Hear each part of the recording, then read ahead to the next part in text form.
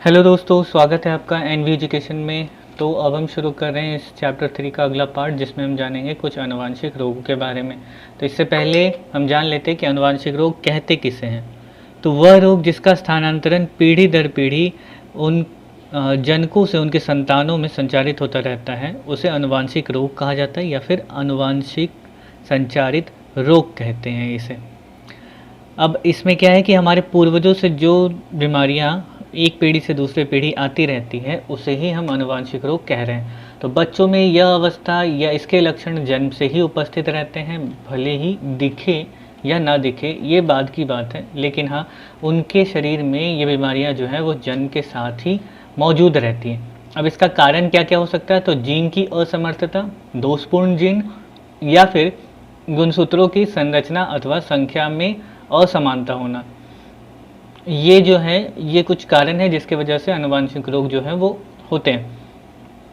अच्छा, रक्त में जीन उत्पादों की असमर्थता के कारण नवजात शिशु एवं उसकी माता में आरएच फैक्टर या आरएच कारक के कारण रक्त वर्ग की असमर्थता का रोग होता है। अब अगर नवजात शिशु और उनकी माता में आरएच कारक में कुछ गड़बड़ी होती है तो ब्लड रिलेटेड जो है बीमारियां जो हैं वो होती हैं। जैसे थैलेसीमिया जो है वो क्या है, एक खून की बीमारी है। एनीमिया जो है वो भी खून की बीमारी है। तो ये सारी बीमारियां जो हैं वो खून से रिलेटेड है। अब लिंग निर्धारण करने वाले गुणसूत्रों, तो ये एक्स गुणसूत्र और वाई गुणसूत्र पर उपस्थित एक विशेष कारक लिंग निर्धारित करने वाले कारक या एलील के कारण लिंग युग्मित वंशानुगमन यानी सेक्स लिंक्ड इनहेरिटेंस होता है। जो भी लिंग निर्धारण करने वाले गुणसूत्र हैं जो हमने पढ़ी हैं, एक्स और वाई, तो इससे जो सेक्सुअली लिंक्ड जो बीमारियां होती हैं वो सारी होती हैं, दिखती हैं। ठीक है। अच्छा, एक्स गुणसूत्र से युग्मित रोग हीमोफीलिया और वर्णांधता यानी कलर ब्लाइंडनेस जो है ये होता है। जो एक्स से यानी जो हमने पढ़ा है एक्स ये महिलाओं के लिए, एक्स वाई जो है वो पुरुषों के लिए।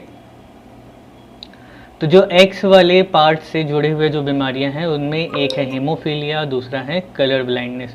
तो इनके बारे में भी हम आगे पढ़ेंगे। अच्छा, अब यहाँ पे क्या है, थैलेसीमिया रोग शारीरिक लक्षणों को निर्धारित करने वाले गुणसूत्र या ऑटोसोम क्रोमोसोम से युग्मित अप्रभावी रक्त रोग होता है। ठीक है।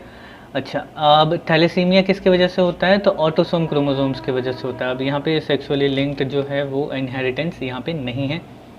तो सेक्सुअली लिंक्ड यानी कि XX और XY, ये इस तरह के क्रोमोसोम को हम क्या कहते हैं? एक दूसरा नाम है। ठीक है।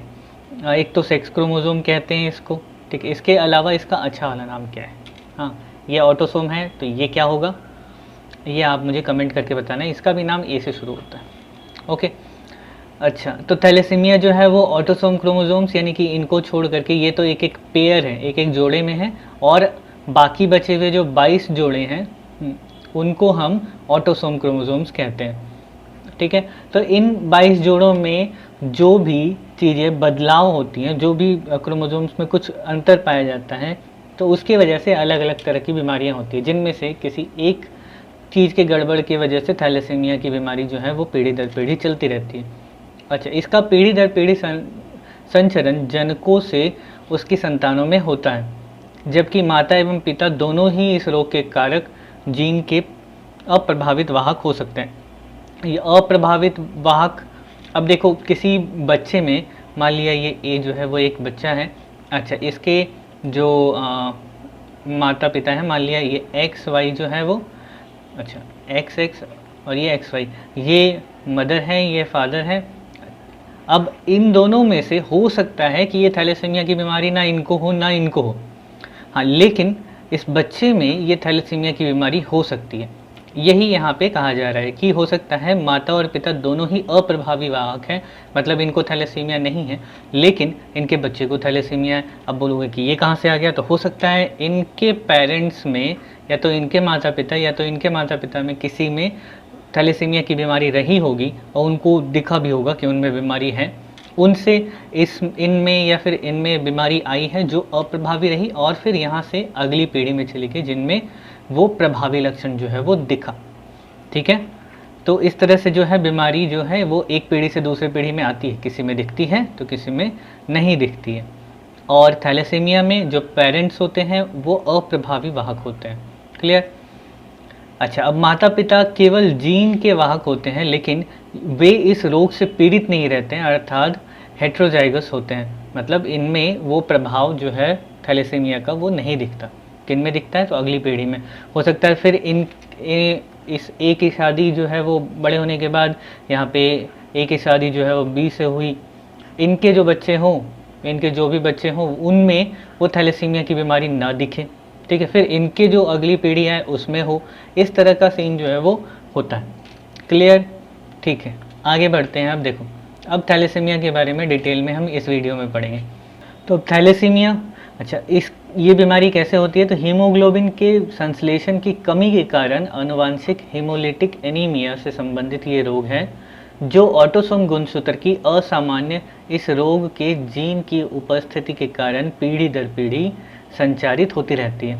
अब यहाँ पर जो थैलेसीमिया है वो एक तो खून से रिलेटेड जो बीमारी है वो है, ये यहाँ पे कहा जा रहा है, और ये जीन में उपस्थित कुछ असामान्य तत्वों के कारण ये बीमारी जो है एक पीढ़ी से दूसरी पीढ़ी में होती रहती है। अब ये कहाँ पे मेन इसका इफेक्ट कहाँ पे पड़ता है? तो लाल रक्त कणिकाओं में इसका प्रभाव मुख्य रूप से पड़ता है, जिससे लाल रक्त कणिकाएं छोटी, पीली, अल्पायु हो जाती है।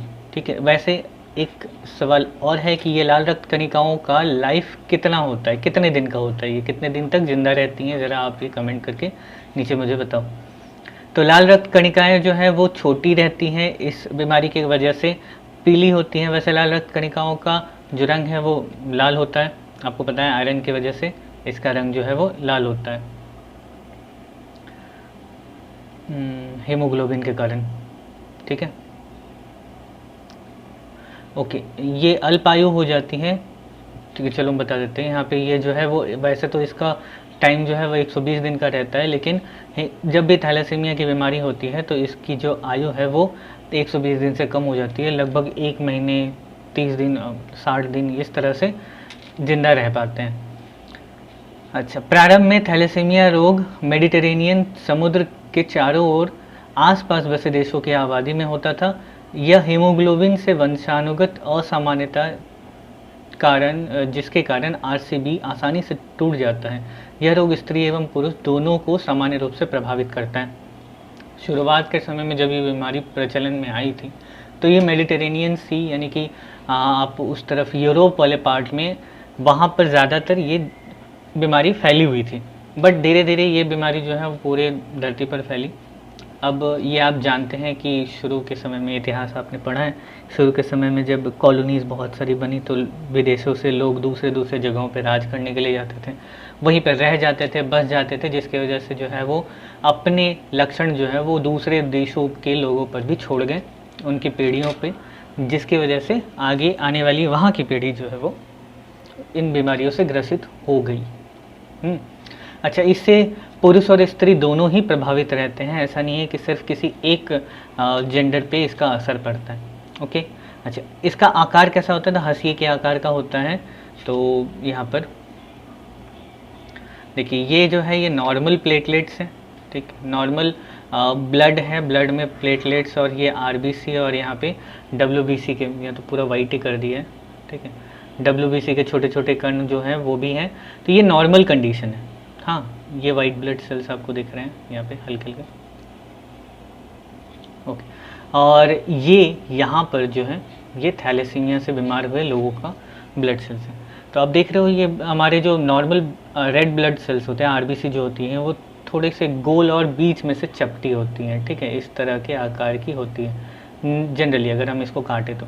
लेकिन थैलेसीमिया में इसका आकार कैसा हो जाता है? तो इसका आकार कुछ इस टाइप का बीच में से धंस जाता है, या फिर आकार में जो है वो अंतर हमें दिखाई पड़ते हैं अलग टाइप का, जिसकी वजह से ये पूरी तरह से भोजन का संश्लेषण नहीं कर पाते हैं, ऑक्सीजन ठीक से ले करके जा नहीं पाते हैं, जिसकी वजह से ये बीमारियों का कारण बनते हैं।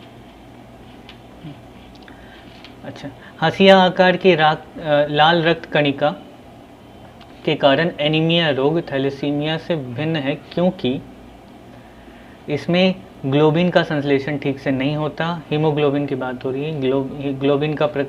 ग्लोबिन का प्रकार सही नहीं होता, सही नहीं होने के कारण ये एनीमिया होता है। एनीमिया भी एक तरह की ब्लड की बीमारी है, ठीक है। अच्छा, एनीमिया किस विटामिन की कमी से होता है, आप ज़रा बताओ मुझे। ओके, नेक्स्ट यहीं पे आगे देखो कि क्या लिखा हुआ है। थैलेसीमिया में हीमोग्लोबिन का संश्लेषण कम होने के कारण रक्त द्वारा ऑक्सीजन ढोने की क्षमता जो है वो कम हो जाती है, क्योंकि हमारे शरीर में ऑक्सीजन का वाहक जो है वो रक्त ही है। अब ऑक्सीजन हमारे शरीर में जो खून जो है ऑक्सीजन लेकर के जाती है हमारी कोशिकाओं तक, कोशिकाएं जो है उससे भोजन को तोड़ने का काम करती हैं। तो अगर खून ही ऑक्सीजन ले जाना कम कर दे तो हमारे शरीर में जो है खाना पचने की प्रक्रिया कम हो जाएगी, ऊर्जा कम बनेगी, शरीर की कोशिकाएं जो है वो धीरे धीरे कमज़ोर होती जाएंगी। थैलेसीमिया एक काफ़ी मतलब ख़तरनाक बीमारी है, इससे लोगों की मौत भी हो सकती है। अब इसमें बचने का बस एक ही उपाय होता है कि आपको टाइम टू टाइम ब्लड जो है वो अपने बदलवाना पड़ता है। हाँ, अब वो रक्त बदलवाना भी एक तरह से मुसीबत ले आती है। ओके, अच्छा, इससे आरबीसी कोशिकाओं पर आयरन का जमाव अत्यधिक हो जाता है। अब ऑक्सीजन जो है वो कम जाने की वजह से ब्लड में आयरन होता है, जो कि मैंने बताया हीमोग्लोबिन में आयरन होता है, जिसकी वजह से हीमोग्लोबिन का रंग जो है वो लाल होता है। हीमोग्लोबिन में भी कौन सा ऐसा तत्व है जिसकी वजह से वो लाल होता है, तो आयरन की वजह से लाल होता है। अब क्योंकि हीमोग्लोबिन का संश्लेषण ठीक से नहीं हो रहा है तो आयरन भी जो है वो धीरे धीरे उस पर जमा होता रहता है। अब यह इस रोग के कारण अथवा बार बार रक्त चढ़ाने के कारण हो सकता है। थैलेसीमिया की वजह से होता है, और फिर ऐसे लोग जो हैं जिनको थैलेसीमिया है उनको खून बदलवाने की ज़रूरत पड़ती है, तो जिसकी वजह से बार बार रक्त जो है वो बदलने की वजह से ये आयरन जो है वो ज़्यादा जमा होता है। अब आयरन का अत्यधिक जमाव हृदय, यकृत यानी लिवर, अंतःस्रावी ग्रंथियाँ जितनी सारी हैं वो ग्रसित हो जाती हैं, वो ख़राब होने लगती हैं धीरे धीरे। आयरन ज़्यादा होगा तो हार्ट अटैक आने के चांसेस ज़्यादा बढ़ जाते हैं, लिवर जो है वो बड़ा हो जाता है, अंतःस्रावी ग्रंथियाँ जो है वो ग्रसित होती हैं। अब अंतःस्रावी ग्रंथियाँ आपने फर्स्ट चैप्टर में पढ़ा है, ठीक है। हार्मोन्स का चैप्टर जो है, जितने सारे हार्मोन्स निकलते हैं वो सब अंतःस्रावी ग्रंथियाँ होती हैं। कुछ बहिःस्रावी ग्रंथियाँ भी होती हैं। आप मुझे बहिःस्रावी ग्रंथियाँ जो है वो क्या क्या हैं, एक दो नाम आप नीचे कमेंट बॉक्स पे लिख करके मुझे बताओ। इस क्षति की विशेषता का पता आयरन के अत्यधिक जमाव से ही पड़ता है। अच्छा, इससे पीड़ित व्यक्ति जो है वो उसकी मौत भी हो सकती है।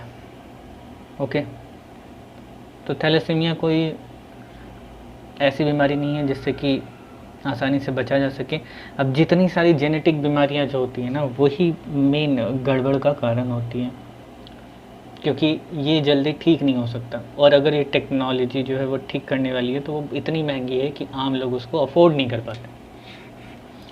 तो आज के लिए बस इतना ही। अब अगले वीडियो में हम लोग बाकी जो 2 बीमारियां हैं उनके बारे में पढ़ेंगे। ओके, तो अभी के लिए बाय बाय, टेक केयर।